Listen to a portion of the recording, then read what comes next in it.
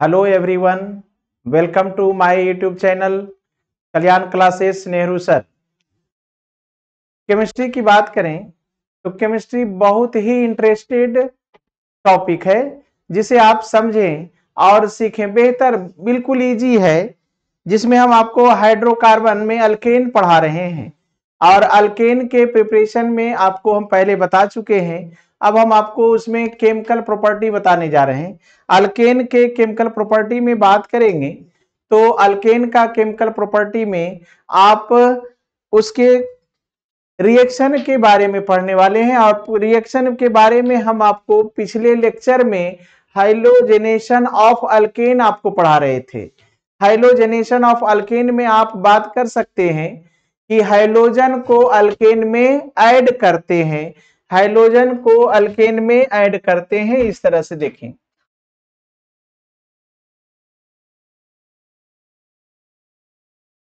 हाइलोजेनेशन of alkane.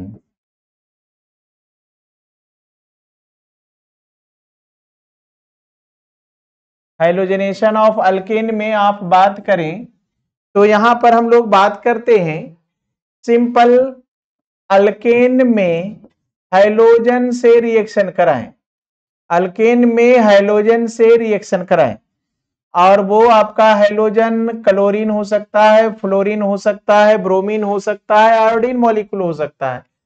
उसके लिए आप यहां पर सनलाइट यूज करें और ये सब्स्टिट्यूशन होता है, फ्री रेडिकल सब्स्टिट्यूशन होता है। सब्स्टिट्यूशन का मतलब होता है एक्सचेंज। सब्स्टिट्यूशन मीन्स होता है एक्सचेंज। यहाँ का हाइड्रोजन बाहर निकला, यहाँ का क्लोरीन यहाँ, मीन्स एक हाइड्रोजन इसके साथ गया, एक क्लोरीन इसके साथ आया। मीन्स यहाँ पर क्या हो रहा है, एक्सचेंज हो रहा है। मान लें कि अब यहाँ पर दो है ना पेयर है ना, मेल और फीमेल का दो पेयर है। तो इसका मेल इसके फीमेल के साथ जा रहा है तो फिर इसका फीमेल इसके मेल के साथ निकल जाएगा। मीन्स क्या करता है, एक्सचेंज कर लेता है, दोनों एक दूसरे से अदला बदली कर लेता है। जैसे देख रहे हैं ना आप, क्लोरीन यहाँ आया, हाइड्रोजन क्लोरीन के साथ गया, है ना। यहाँ दो क्लोरीन है तो एक यहाँ आया, एक बाहर गया। और इसी तरह से आप यहाँ पर फ्लोरीन के बारे में बात कर सकते हैं, फ्लोरीन के बारे में बात कर सकते हैं। अगर आप यहां सनलाइट रखेंगे तो ये फास्ट होता है, ये फास्ट होता है, ये वेरी फास्ट हो जाता है, ये वेरी फास्ट होता है। और ये इस तरह से फ्लोरीन अटैच हो गया HF। उसी तरह से आप ब्रोमिनेशन कर सकते हैं, Br2 रखें और यहां पर आप सनलाइट रखेंगे तो ये स्लो होता है। एच न्यू मीन्स क्या होता है, सनलाइट, और ये स्लो होता है। सेम रिएक्शन है, सेम रिएक्शन हो रहा है। फिर आप यहां पर आयोडीन मॉलिक्यूल रख सकते हैं और यहां पर आपको सनलाइट से नहीं काम होगा, यहां हीट करना होगा और ये भी स्लो होता है। और इस तरह से ये आपका प्रोडक्ट बन रहा है आयोडोमीथेन और हाइड्रोजन आयोडाइड, है ना। ये सभी कौन है, मीथेन है। क्लोरीन, फ्लोरीन, ब्रोमीन, आयोडीन रखे हैं। तीन केस सनलाइट से हो रहा है, एक केस आपका हीट से हो रहा है। क्लोरोमीथेन, फ्लोरोमीथेन, ब्रोमोमीथेन और आयोडोमीथेन, ये आपका प्राइमरी रिएक्शन है। ये हाइलो है ना जेनेशन कह सकते हैं, ऐसे इसे हम लोग कहते हैं हाइलोजेनेशन ऑफ अल्केन। यहां पर हम लोग मुख्य रूप से इसे बोले तो कह सकते हैं ये फ्री रेडिकल सब्स्टिट्यूशन रिएक्शन है। ये क्या है आपका, free radical substitution reaction,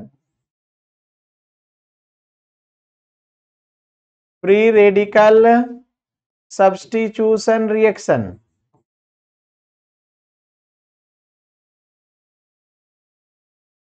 substitution reaction है ये। हाइलोजेनेशन ऑफ अल्केन क्या है, फ्री रेडिकल सब्स्टिट्यूशन है। फ्री रेडिकल का मीन्स क्या समझ रहे हैं, यहां पर हम लोग थोड़ा सा देख सकते हैं। यहां क्या होता है, CH4 CH3 के फॉर्म में आ जाता है और ये फ्री रेडिकल बॉन्ड को तोड़ता है। और आप इसमें से किसी को रखें तो क्लोरीन भी फ्री रेडिकल बॉन्ड को डिकम्पोज करता है और फिर एक क्लोरीन और एक हाइड्रोजन का कॉम्बिनेशन होता है, एक क्लोरीन एक हाइड्रोजन का कॉम्बिनेशन होता है और फिर ये कार्बन का है इलेक्ट्रॉन है, एक कार्बन और एक क्लोरीन का कॉम्बिनेशन होता है।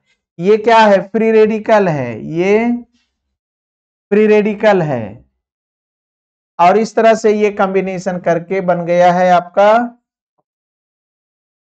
CH3 के साथ Cl अटैच हुआ और फिर हाइड्रोजन के साथ Cl अटैच हुआ। इस तरह से प्रोडक्ट बन जाता है। फ्री रेडिकल यहां मैकेनिज्म होता है, इसीलिए इसका नाम है फ्री रेडिकल सब्स्टिट्यूशन रिएक्शन। यहां पर हम ये आपको बताना चाह रहे थे, इसमें कुछ विशेष कंडीशन था जिसके बारे में हम लोग बात कर रहे थे कि अगर कंजुगेट सिस्टम हो जाए, सिस्टम क्या हो? कंजुगेट हो जाए, और जब सिस्टम कंजुगेट होता है, यहां देखिए यहां पर सिस्टम क्या है? कंजुगेट होने वाला है। यहां का हाइड्रोजन अगर ये डिकम्पोज होकर बाहर निकल जाए तो यहां पर ये क्या बनेगा? Free radical. और यहां से भी बन सकता है, लेकिन ये आपका 2 डिग्री कार्बन है और ये आपका 3 डिग्री कार्बन है।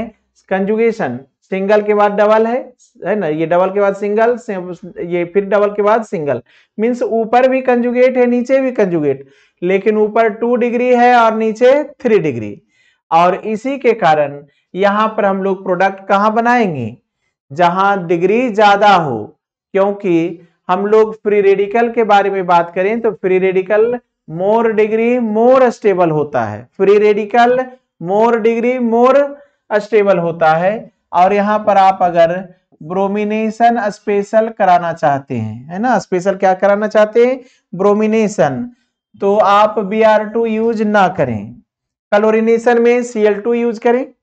आप क्लोरिनेशन करेंगे तो Cl2 यूज करें और ये रिएक्शन होता है, ये रिएक्शन कंप्लीट होता है और यहां पर आप क्लोरीन अटैच कर दें और ये HCl बाहर हुआ, ये हाइड्रोजन एक क्लोरीन के साथ निकल गया, क्लोरीन यहां अटैच हुआ। लेकिन यही काम अगर आप ब्रोमिनेशन में करते हैं, इसी रिएक्शन को ब्रोमिनेशन के लिए अप्लाई किया जाए तो सारा कंडीशन सेम होगा, सिर्फ रिएजेंट बदल जाता है। ये आपका क्या कौन है? रिएजेंट। लेकिन ब्रोमिनेशन में रिएजेंट को बदलना पड़ता है और ये आपका रिएजेंट है, ये आपका रिएजेंट है यहां पर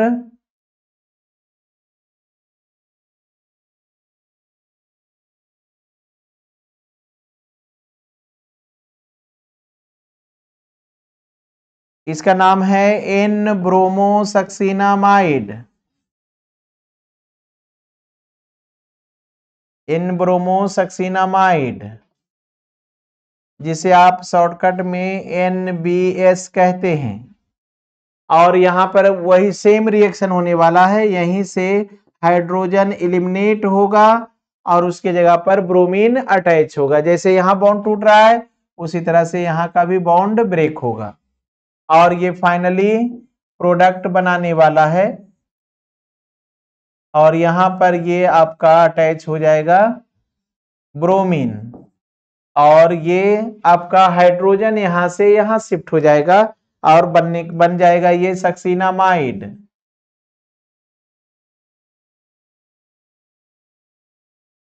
यहां ब्रोमीन के जगह पर क्या होगा? हाइड्रोजन शिफ्ट हो जाएगा, तब इसे क्या बोलेंगे? सक्सिनामाइड बन जाता है। इस तरह से हम आपको हैलोजेनेशन रिएक्शन के बारे में बताए थे और आपको बेहतर ढंग से, बिल्कुल इजी है, बिल्कुल इजी है। आप जब भी रिएक्शन को पढ़ें तो उसके मैकेनिज्म पे जरूर ध्यान दें। मैकेनिज्म क्या है? फ्री रेडिकल सब्स्टिट्यूशन है। Substitution means exchange reaction.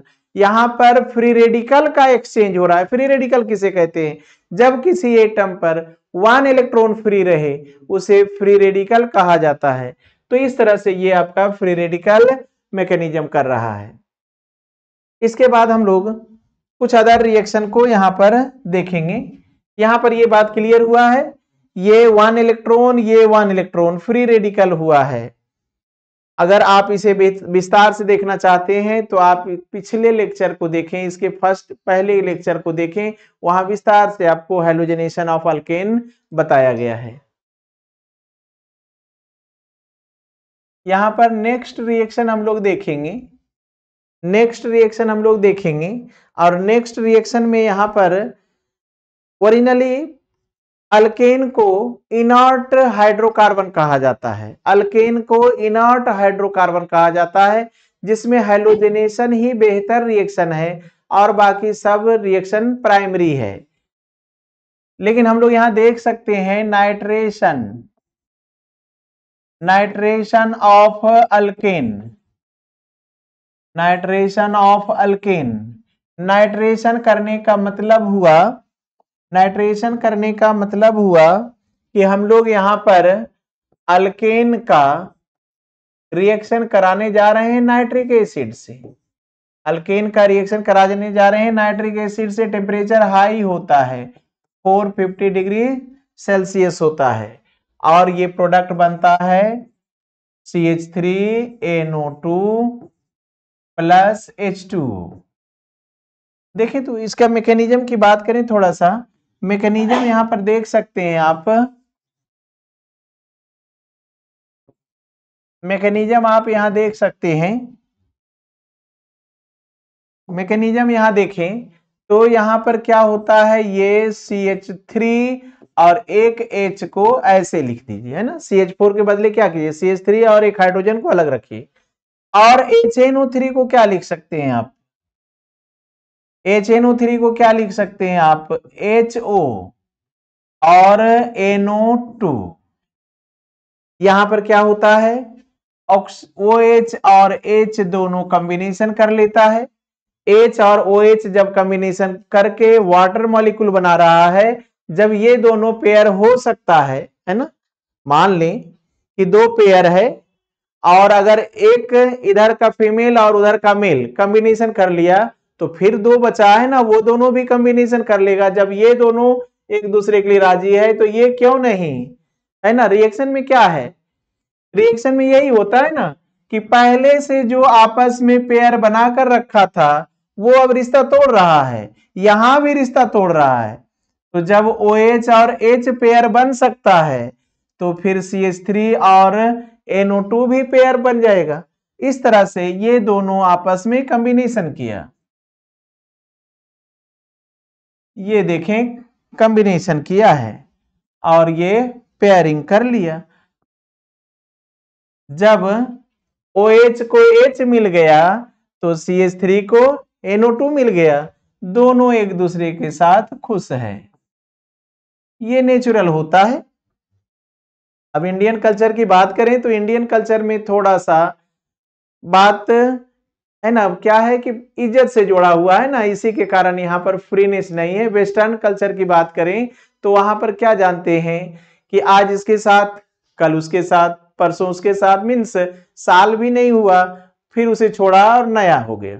Pairing क्या होता है, एक्सचेंज करते रहता है, वहां क्या है, एक्सचेंज होते रहता है। वही बात यहाँ रिएक्शन में होता है, वही बात रिएक्शन में हो रहा है। अगर हाइड्रोजन कार्बन के साथ नहीं रहना चाहता, हाइड्रोजन OH के साथ जाना चाहता है, तो NO2 भी कार्बन के साथ कॉम्बिनेशन कर लेगा और इस तरह से प्रोडक्ट बन गया है। आप यहां पर अगले रिएक्शन की बात करें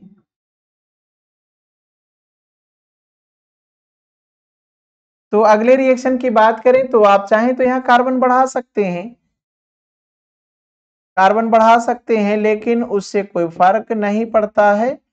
कार्बन में रिएक्शन उसी तरह से होता है जैसे हो रहा है। टेम्परेचर आपको 450 डिग्री सेल्सियस ही रखना होगा और प्रोडक्ट भी सेम बनता है, प्रोडक्ट भी सेम बनता है। चाहे तो आप और अगला रिएक्शन लिख सकते हैं।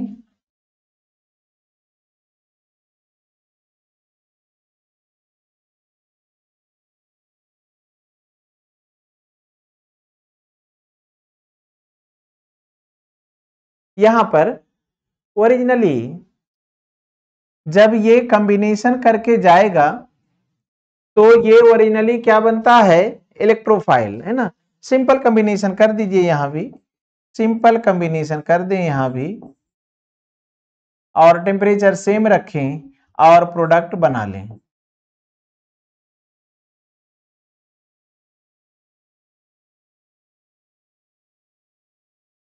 इस तरह से सिंपल याद रखें। ये रिएक्शन हुआ कैसे, देखिए HNO3 में क्या हुआ, इसे हम लोग तोड़ रहे हैं OH और NO2 में, CH3 और H में CH4 को तोड़े, H और OH कॉम्बिनेशन में गया तो CH3 और NO2 भी कॉम्बिनेशन में गया। सेम जैसा ही यहाँ होगा यहाँ भी होगा, सेम कंडीशन है, सेम रिएक्शन है।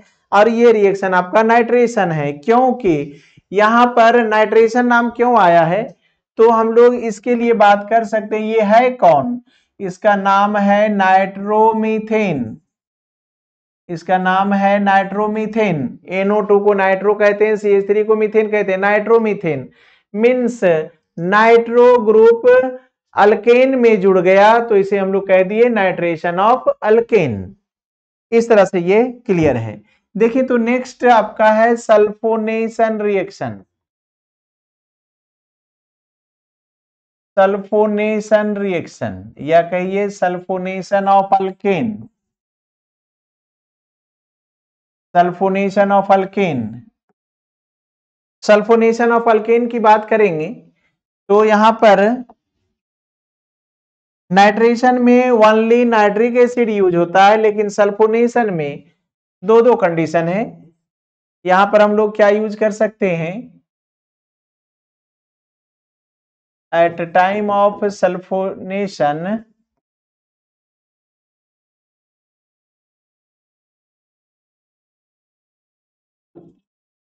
यूजेज फ्यूमिंग H2SO4 या यूज कर सकते हैं आप ओलियम, आप यूज कर सकते हैं ओलियम। दो कंडीशन है आपके पास, आप ओलियम यूज कर सकते हैं या फिर फ्यूमिंग H2SO4, है ना। सल्फोनेशन के समय आपके पास दो दो रिएजेंट है, fuming H2SO4। Fuming means, fume means क्या होता है, धुआं, स्मोक, है ना। स्मोक जैसा होगा, H2SO4 मीन्स गैस फॉर्म में होगा। या फिर आप इसे यूज करें, ओलियम यूज करें, और यहां पर भी हम आपको उसी फॉर्म में दिखाते हैं। आप मीथेन रखें और मीथेन को आप फ्यूमिंग H2SO4 के साथ रिएक्शन कराते हैं, यहां पर भी हीट करेंगे और ये बन जाता है आपका CH3SO3H, SO3H प्लस वाटर। अब थोड़ा इसके नाम के बारे में बात कर लें तो ये मीथेन सल्फोनिक एसिड है। सल्फोनिक एसिड ये फंक्शनल ग्रुप है, मीथेन सल्फोनिक एसिड। ये कौन है, मीथेन सल्फोनिक एसिड। अगर आप इसे मैकेनिज्म वेस्ट देखना चाहें, इसे आप मैकेनिज्म वेस्ट देखना चाहें, मैकेनिज्म, तो ये CH3H कर दें और इसे भी उसी फॉर्म में डिफाइन करें। देखें इस तरह से, फिर वही यहां पर वही कंडीशन जैसे नाइट्रेशन में हो रहा था, बिल्कुल सेम कंडीशन है। जैसे आप नाइट्रेशन में किए वैसे ही आप यहां भी करने वाले हैं, और जिसके कारण यहां पर भी क्या होगा, सेम कंडीशन।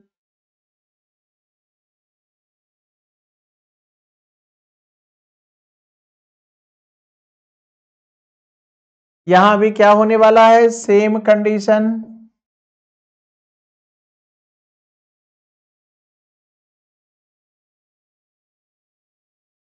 यहां देखें तो यहां पर ये हाइड्रोजन और OH, हाइड्रोजन और OH जैसे नाइट्रेशन में हुआ, है ना। जिस तरह से नाइट्रेशन में हुआ कि हाइड्रोजन को OH मिल गया, तो सल्फोनिक एसिड ये कौन है, HO3H कौन है, सल्फोनिक एसिड को कौन मिलेगा, कार्बन।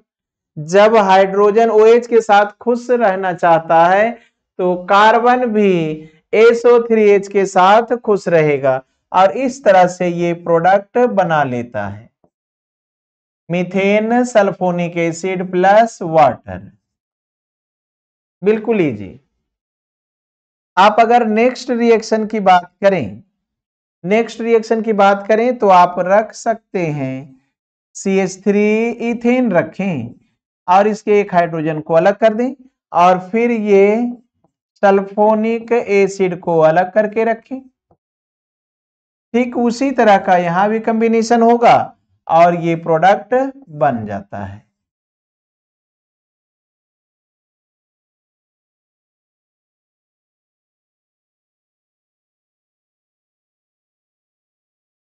इसका नाम मीथेन सल्फोनिक एसिड, इसका नाम इथेन सल्फोनिक एसिड। इस तरह से फ्यूमिंग H2SO4 का रिएक्शन हुआ। ये क्या हुआ, फ्यूमिंग H2SO4 का रिएक्शन। अब हम लोग देखना चाहते हैं ओलियम से। अब हम लोग देखना क्या चाहते हैं, ओलियम से। देखें तो ओलियम से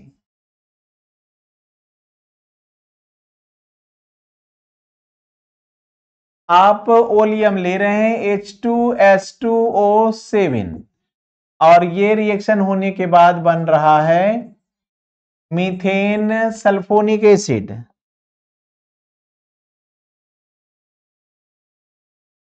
मीथेन सल्फोनिक एसिड, लेकिन यहां पर निकलने वाला है सल्फ्यूरिक एसिड।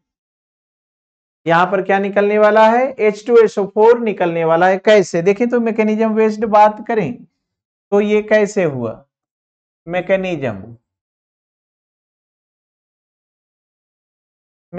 देखें तो ये आप सिंपल CH3 और H में तोड़ लें और इसे भी आप इस तरह से तोड़ें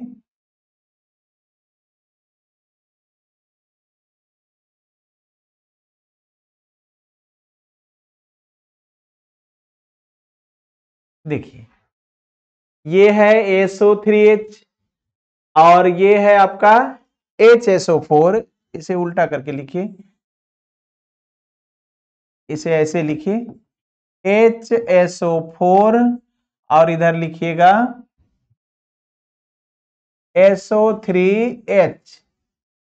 यहां पर क्या होगा कॉम्बिनेशन, ये हाइड्रोजन और HSO4 जा रहा है कॉम्बिनेशन में तो क्या होगा H2SO4 और ये सल्फोनिक एसिड इसके मीथेन के साथ आ रहा है तो क्या बनेगा, मीथेन सल्फोनिक एसिड और साथ में बाहर आया H2SO4।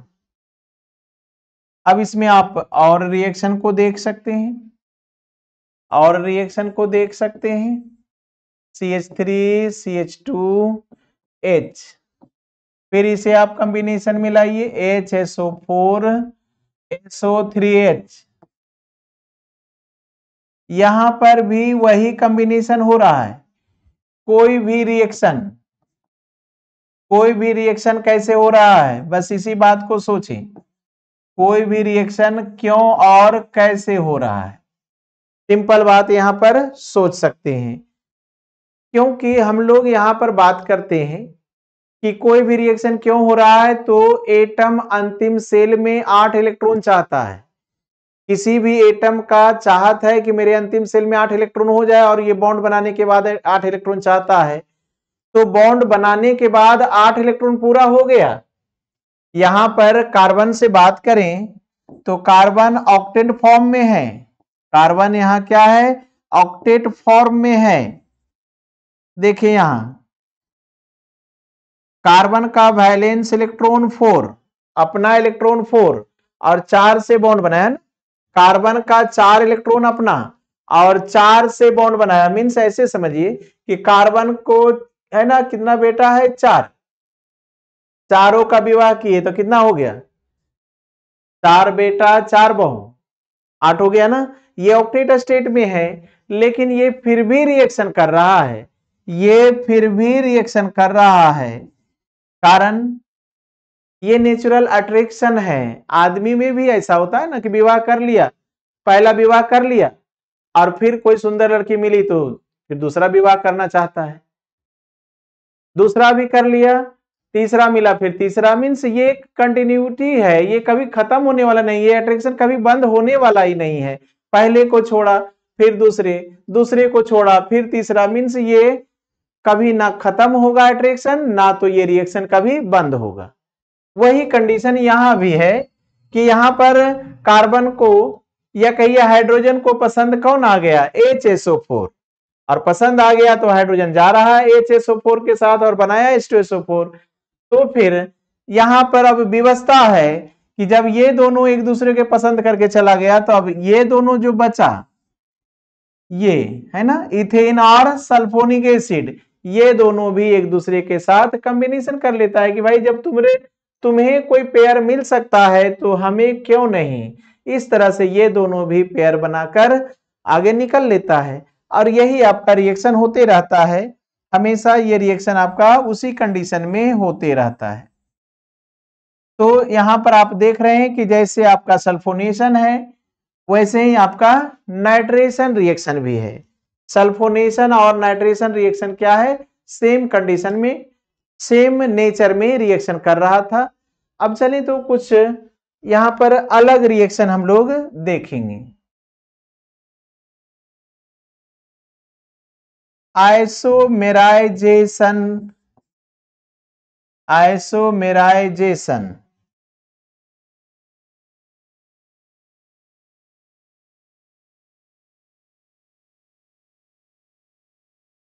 Of alkane, isomerisation of alkane.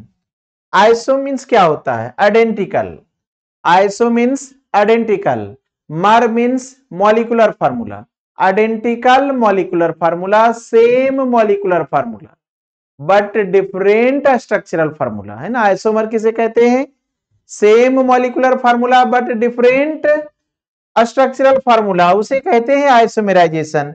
यहां पर क्या होने जा रहा है, आइसोमेराइजेशन होने जा रहा है। अगर हाँ आइसोमेराइजेशन होने के लिए आपको मिनिमम 4 कार्बन लेना होगा। अल्केन में क्या लेना है, मिनिमम 4 कार्बन, और इसका नाम है नॉर्मल ब्यूटेन। यहां पर आप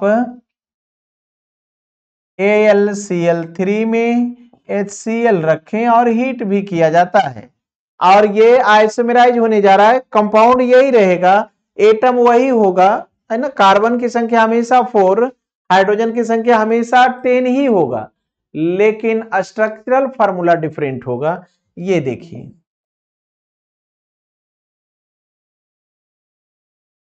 ये देखें स्ट्रक्चरल फार्मूला डिफरेंट हो गया है। यहां पर आप नाम से भी इसे देख सकेंगे। अगर आप इसका IPAC नेम लिखेंगे तो इसका नाम क्या है, ब्यूटेन। और अगर आप इसका IPAC नेम लिखेंगे तो इस तरह से हम लोग नोमेनक्लेचर करके लिखते हैं, और ये मिथाइल है और ये होगा 2 मिथाइल प्रोपेन, 2 मिथाइल प्रोपेन। क्या दोनों का नाम डिफरेंट है, किसी भी, है ना। अगर कंपाउंड का नाम डिफरेंट है इट मीन्स कंपाउंड का फिजिकल और केमिकल प्रॉपर्टीज डिफरेंट है। इट मीन्स कंपाउंड का स्ट्रक्चरल फार्मूला डिफरेंट है बट मॉलिक्यूलर फार्मूला सेम है। इसलिए ये दोनों एक दूसरे का आइसोमर है, आइसोमेरिज्म में पढ़ते हैं, आइसोमर है, और इसीलिए इस रिएक्शन का नाम है आइसोमेराइजेशन। इसमें आपको याद रखना चाहिए कि AlCl3 के साथ HCl रखा जाता है और ये हो जाता है आपका आइसोमेराइजेशन। देखिए तो और एक और यहां पर एग्जांपल लें।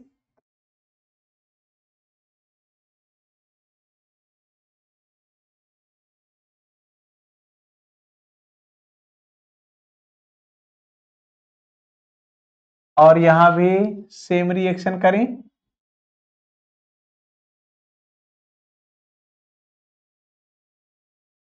और फिर देखें ये आइसोमेराइजेशन होगा, मीन्स ब्रांच बढ़ने वाला है, आइसोमेराइज होने से ब्रांच बढ़ जाता है। ये हो गया है, ये भी क्या हुआ है, आइसोमर है, दोनों आइसोमराइजेशन हो गया है। अब इसमें कुछ अदर रिएक्शन देखें, oxidation reaction, oxidation reaction, oxidation reaction में आप कंबसन रिएक्शन को भी शामिल कर सकते हैं।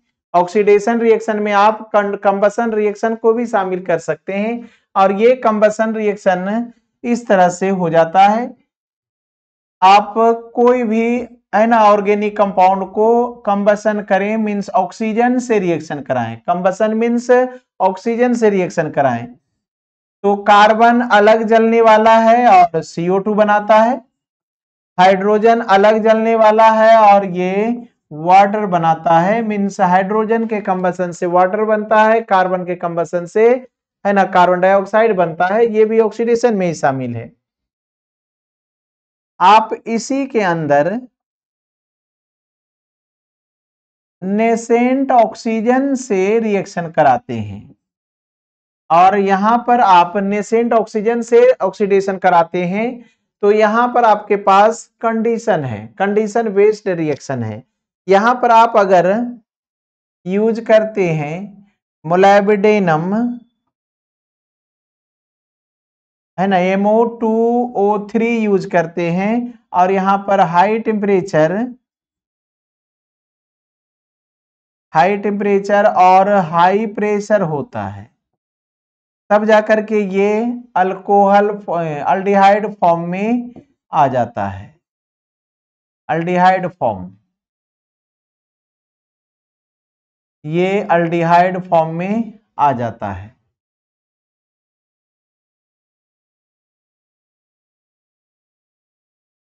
आप यहां पर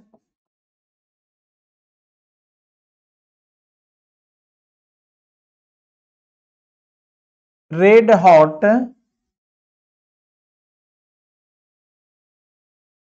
कॉपर या आयरन ट्यूब यूज करें, कॉपर या आयरन ट्यूब, मीन्स आप मीथेन को नेसेंट ऑक्सीजन की उपस्थिति में रेड हॉट कॉपर या आयरन ट्यूब से पास कराते हैं, तो ये अल्कोहल बनाता है।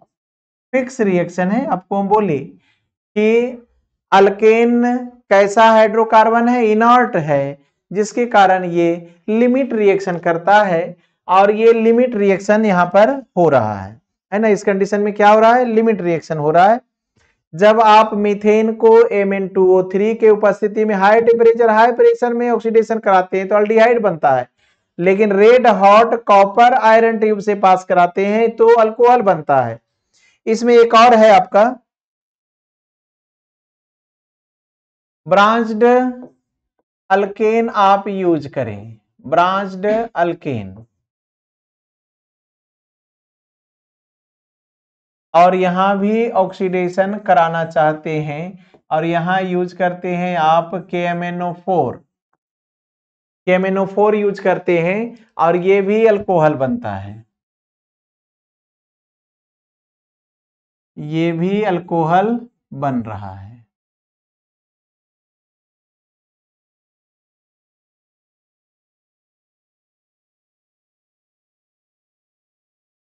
ये भी अल्कोहल बन रहा है। इस कैटेलिस्ट के तहत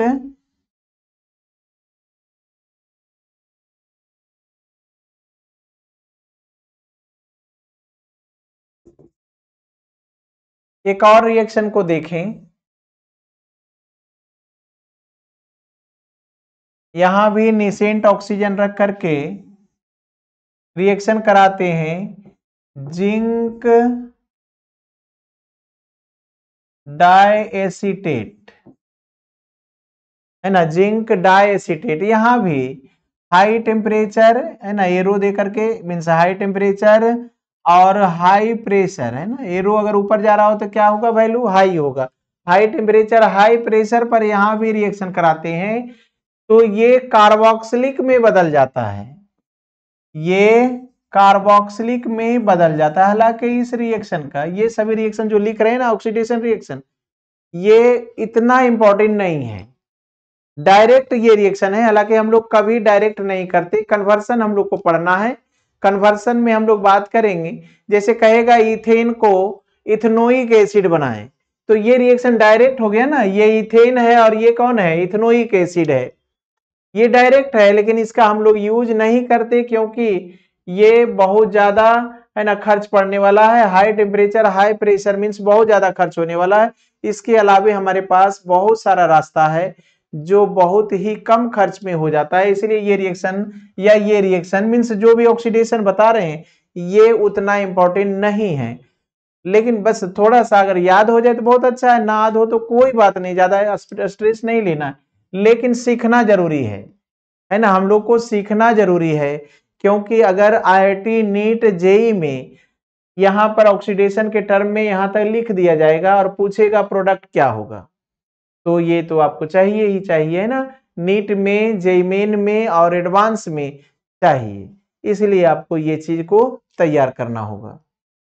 तो इस तरह से ये आप क्या कर रहे हैं, ऑक्सीडेशन रिएक्शन कर रहे हैं, यहां पर आपने है ना, इसके पीछे जो आपने ऑक्सीडेशन किया, जैसे आप अभी बताए थे आपको कि मीथेन को है ना निसेंट ऑक्सीजन, ये कौन है, नेसेंट ऑक्सीजन है, और इसके साथ आपने रेड हॉट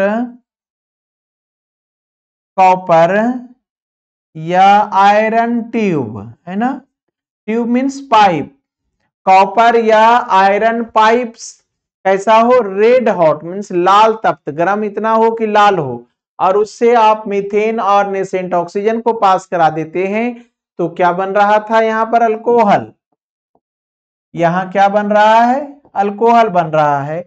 इस तरह से ये सभी रिएक्शन आपका ऑक्सीडेशन रिएक्शन है, और यहां पर आपका ये प्रोडक्ट बना रहा है। देखिए तो यहां पर एक और रिएक्शन हम लोग देखेंगे, और इस रिएक्शन का नाम है एरोमेटाइजेशन रिएक्शन।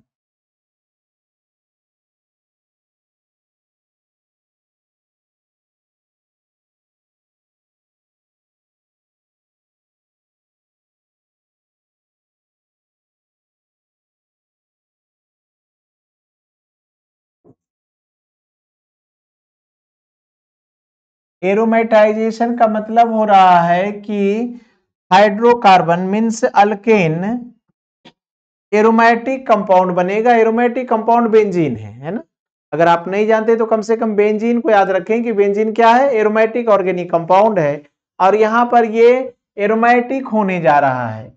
आप 6 कार्बन का अल्केन लें, C6H14, और इसका आप क्या करने जा रहे हैं, एरोमेटाइजेशन, तो इसके लिए आप यूज करते हैं Cr2O3 और साथ में रखते हैं AlCl3, और यहां पर टेम्परेचर भी हाई देते हैं 500 से 600 degree, means high temperature use करते हैं,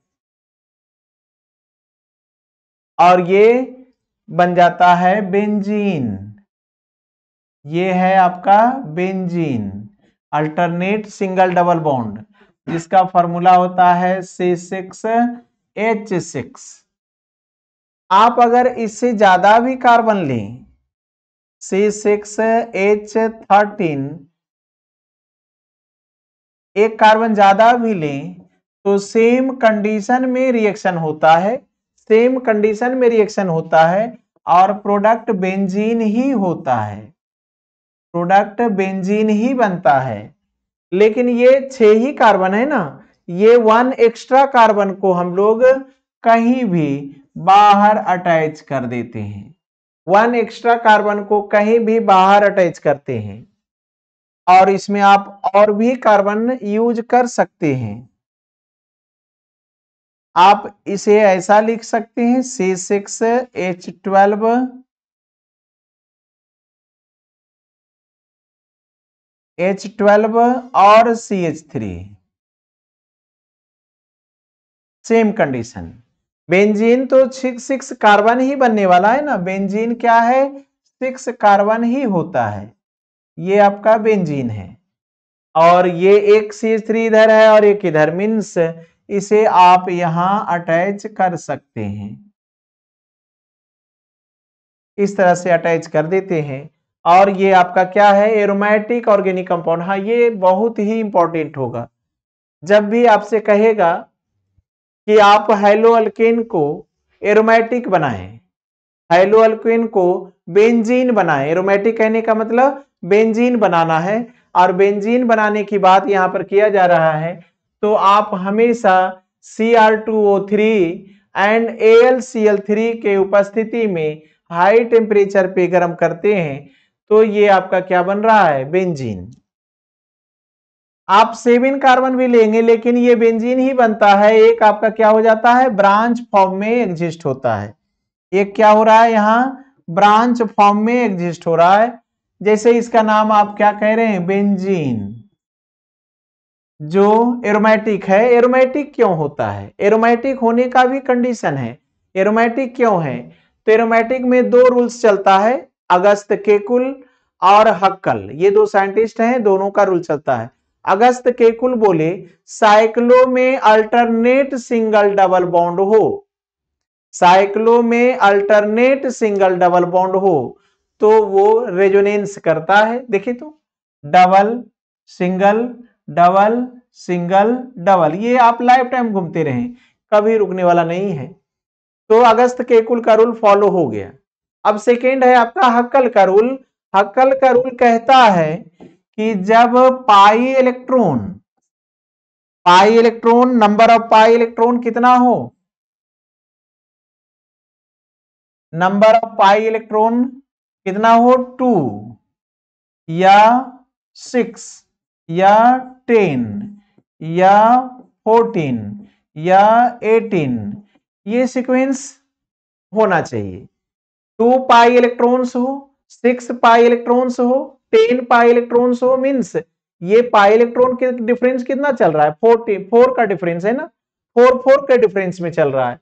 अगर कंपाउंड में 2 पाई इलेक्ट्रॉन्स है, अगर कंपाउंड में 6 है, 10 है, 14 है, 18 है, तो ये सभी एरोमेटिक होगा। पहला कंडीशन जो अगस्त केकुल का फॉलो हो गया, अल्टरनेट सिंगल डबल बॉन्ड। दूसरा कंडीशन यहां आ गया है क्या, 2 4 6 10, ये पाई इलेक्ट्रॉन है। यहां पाई बॉन्ड कौन कौन है, तो डबल में क्या होता है, 1 sigma and 1 pi. Pi bond कितना दिखा, 3। 1 बॉन्ड बनने के लिए कितने इलेक्ट्रॉन चाहिए, 2।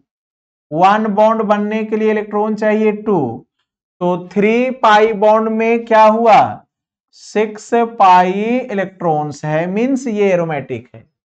मीन्स ये क्या है, एरोमेटिक है। बिल्कुल सिंपल है ना, एरोमेटिक पहचानने का ये सिंपल तरीका है। हालांकि इसके बहुत सारे एग्जाम्पल है जिसे हम लोग टॉटोमेरिज्म वेस्ट देखते हैं, मीन्स आइसोमेरिज्म से रिश्ता है और रेजोनेंस से।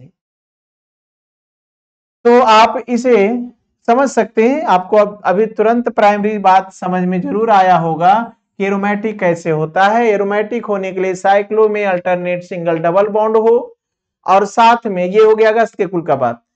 और दूसरा बात हक्कल का है कि पाई इलेक्ट्रॉन की संख्या 2 6 10 14 18 हो, तो ये आपका हो जाएगा क्या, एरोमेटिक।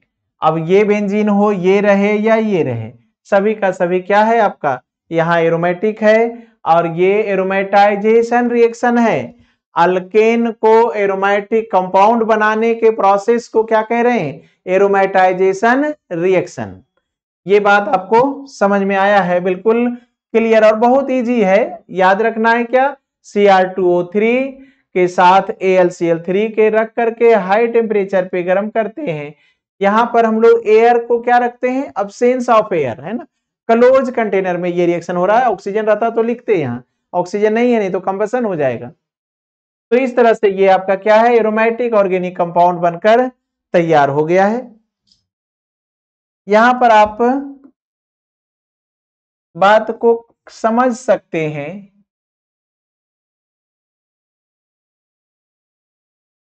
ये बहुत ही इंपॉर्टेंट होगा। Alkane is known as inert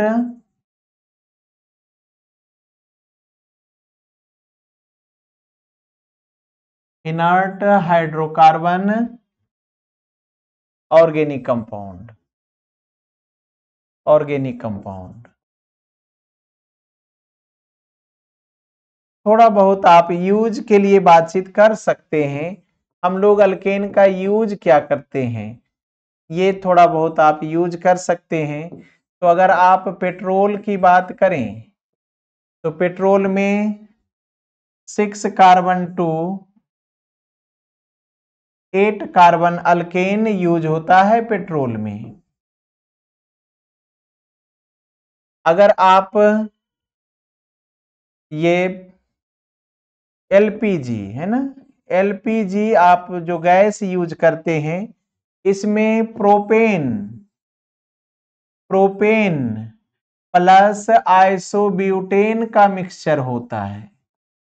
propane plus isobutane का मिक्सचर होता है, और इसमें गंध होने के लिए हम लोग मर्केप्टन ऐड करते हैं, है ना। मेन रूप से फॉर्मूला यही है, लेकिन गंध के लिए क्या यूज करते हैं, मर्केप्टन डालते हैं। अगर आप सीएनजी की बात करें, सीएनजी की बात करें तो ये क्या है, mixture of lower alkane. CNG क्या है, mixture of lower alkane, lower alkane. अगर आप केरोसिन की बात करें,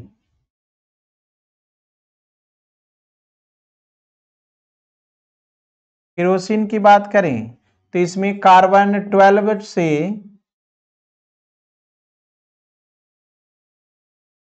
कार्बन 12 टू कार्बन 16 का मिक्सचर होता है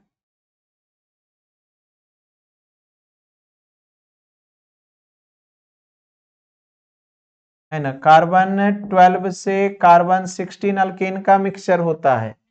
तो इस तरह से ये आपका कंपाउंड है, लेकिन सबसे बेहतर क्वालिटी का फ्यूल सीएनजी को माना जाता है, क्योंकि इसमें लोअर अल्केन है, और अल्केन जितना स्मॉल होगा कंबशन उतना, है ना, बेहतर होगा। गुड क्वालिटी का फ्यूल माना जाता है। उससे थोड़ा सा लो क्वालिटी में एलपीजी होगा, क्योंकि यहाँ अल्केन का साइज बढ़ा है, इसमें मीथेन और इथेन का मिक्सचर होता है।